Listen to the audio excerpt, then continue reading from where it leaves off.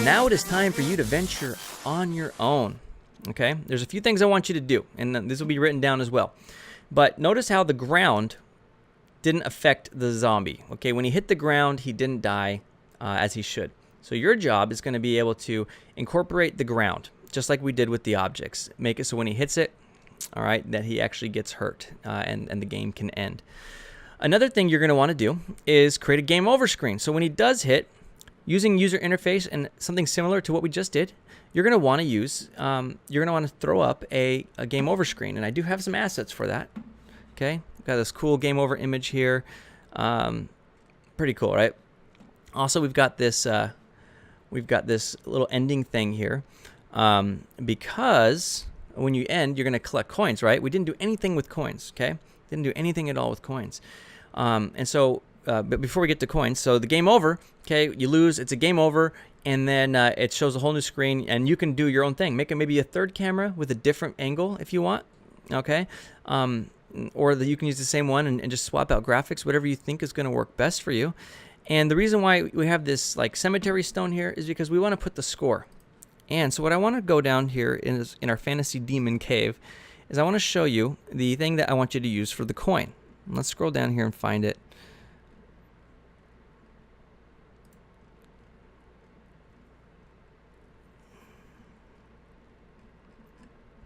Just to double check real quick. And you can use whatever image you want, but as for a default, I think it's just the one we passed down here, this little portal thing. Yeah, I'm just going to drag this portal here. Is this guy. Now, you wouldn't probably want to use this in a live game. The reason being is it's got a lot of polygons, okay? I'm just rotating it here. It's got a lot of polygons. Let me turn off this main menu for a second. And that would slow down your game, especially if it's a mobile game. But this kind of looks like a coin, right? Let's just move it around. I'm just showing you what you're going to be doing. We're not writing any code here. Let's make it a little bit smaller. Again, it's got a lot of polygons, so you don't want too many of these. But basically, the idea is these coins are going to be, you can place them wherever you want randomly. They would kind of be repeating just like the columns repeat, except in this case, you can either destroy it or move it again because you want continuous coins coming.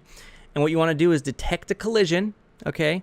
And if a collision occurs and it's of type coin, okay, we're going to make it so there's a sound that plays to collect the coin, and then we're going to increment it by 1, okay? And you don't need to show any UI for it, or you can. That's a bonus for you, but you just need to store the value, okay? 1, okay, 2, 3 as you collect the coins. So then when the game ends, okay, as I was showing you already, where did you go, little guy? Oh, these pop up. All right, thank you. Okay, so then what you'll do right here is you'll put the total coins that were received, and you can do this through the user interface. And I did not teach you how to access user interface and change it. That's also part of the bonus. It's part of the assignment. So you're going to collect coins. They'll randomly go, and unlike on Flappy Bird, the coins are in between the poles. In our case, ours are going up and down, so you have to find a more creative way to do it, or a different way at least. It could still be in between or different spots. You get to decide. So game over screen, coin screen. There's having physics on this platform here, so he actually hits it. And the last thing I want you to do, and we didn't cover this either on purpose, is these pillars right here, okay?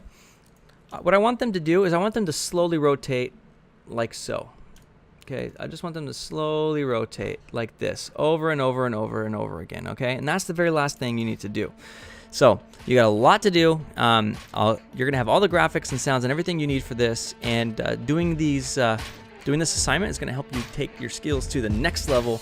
Really cool stuff we've built here. You've gone from animations to physics to lighting to importing textures to importing models to playing specific animations to working with multiple cameras to working with singletons and game managers and a whole bunch of other things. Congratulations. See you next time. Mark Price at devslopes.com.